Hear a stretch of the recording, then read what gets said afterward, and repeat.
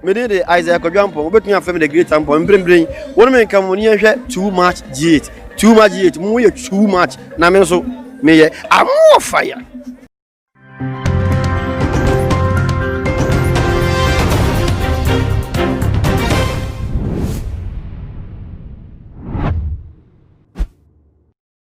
Ama obusua enemy na sapre many aje seminimo edi ehia e wo too much GH so na every way bra me the trending issues they offer my Ghana ho ebesomo nenti ye ko ensem no emu prekope ebusua for enduada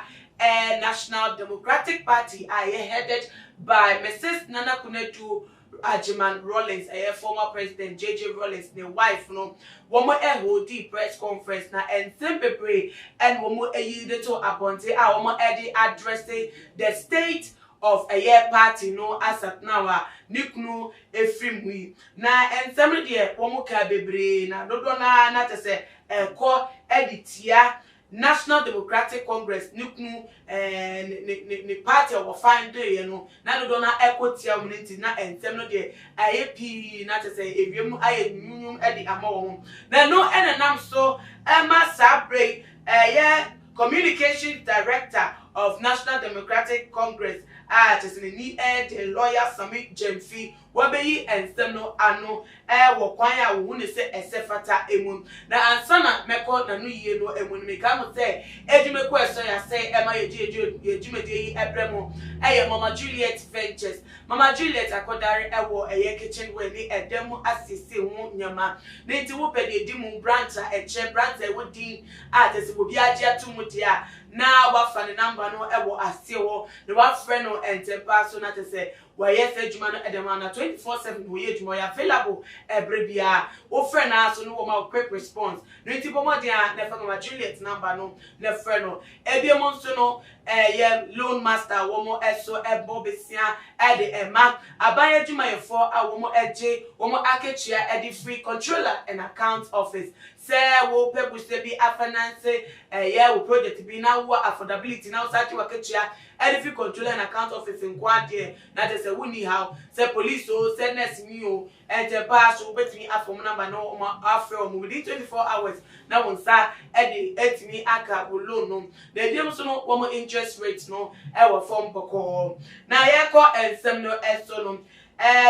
director of communications Edema NDC Sami Jemfi ninsema wode ebeto abonte no or serving as a warning ama all the communicators more NDC amanyoko ni mu NSF womu bia eniwa won kwan se obeba abonte na sabre press conference Nana Kunetu Ajiman Rawlings ensem obeyi abeto abonte nsem chichirimu ode pa yenia no womu bia very careful say womu nko bebi enko yisa ensem no ano asibu nko chirechiremu na se ne pa ye ne sifa ye se dabi enu hu nya sesi a womu nya sa ensem no entu ho sa press conference ensem ebeto dwa se womu shede crocodile tears womu pe womu founder na sem na edie mu tro mpe se womu no founder ni wo no so benefit no de keka wonia no womu nya no efa to ho na de hunya na sa brei ehunya omu pa aka 14 days and after some few days to the election womu inform focus nya ento Mr. Martin Amidu ne death threat eba no so any ebiem so no corruption adokore NPP amanyoko no eno womu inform ni interest notice womu bia no mo so womu nya ensema Nana Kunetu Ajiman Rawlings wode abetu jatru ne press conference no de afa womu ehum na waka say hunya se womu yi eno ano na do metimi ayabo wo man Ghana na sabe woman ni eda so a womo etu wana monti enunti and was say the communicators no bibia enyi na adwen enchi na no free press conference na ekoso ndada NDP Nana Kunetu Ajiman Rawlings party hodi ye no eno no na no ena say ensem we ebeto Ghana for ekase sem suro bibi Mwamu we se musrade na so musrade so muntimi enya mo tse de ade na musro na tse de bia yenya mo na mo nkosa se na mo nim se Ghana for your short memory no nti matima ya kokwasa na de sa asema enkasem we na nka ye mumu bi ni so ade hu aka mo hwe ni na anya siewe na mo emu bi masa dane mo ho se de asem no man hye de su ni sa na se de asem no sa na sifate se de age mo nsem yete Ghana ha na mo anga se mo communicators ebi ko shows so ka nsem akese ade afa mo founder muna mo se mo founder mo don mo founder sa bre woda makoma so abato a mo be kwan na ya ma mo kwan na se mu nsie no muna mo sie na so e kan no wote ase no mpo no na ndese nanim kura po no mo mpe na mahwe ne ho asem bi enu a na monika na asem bi enu kwa mo gitum se asempa ana se yefutu ebetimi aboa mo na ne dey mo ye kokwasa susu na tese mo ko efu no a se si ada ne yere aba bonte abeyi mutu no afede mo asem mo num asem ni asa won se apre ko so a mo di menuodin ebeji fun edefi mampani ensem se ye fa mo founder mamo na ma ye fa eyi yo no kotai o mo komani ase ye fa mo founder ma won se ano ye beka mo hitasem ye beka mo kokwo mo nsem ye beka mo adwe mo nsem ni ano won se ano abro mo so a mo hu anu ye bia mo de emantika na fo ebiri ehu ni se eye sami jemfi ne nsem ma wodi abeta bonte se ma communicators no enka ye na kunedu Admiral Rollins no ne press conference ni mo nsem no bi na che se ehu na hapo mo nim se wo mu to si wo ho wo nim se ensem no enu pre o mafa enu ti no wo mu ntimi eya no because wo mu ntimi enjo mo ho bebi abiem wo metwa omo wo ntro mama ntro na techero mo a mere wo mama se ade da no mo ko mu ni ti so me so mu twa ho bi ma wa hwa na akotwa mo ko eku wo grant wo mu yi ano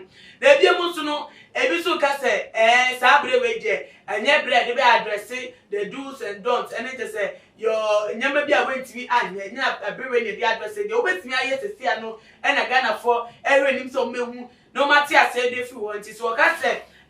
the communicators and focusing Mr. Martin Amidu resignation no na ebie mu so no one focusing corruption adequate NPP amani ko man na so no kwan so ano as a communicator side director no of the communication department no no so do betimi aye ade aboa ne man ko no na so ne ndiem no kofo bi adwemu omo na ase adabi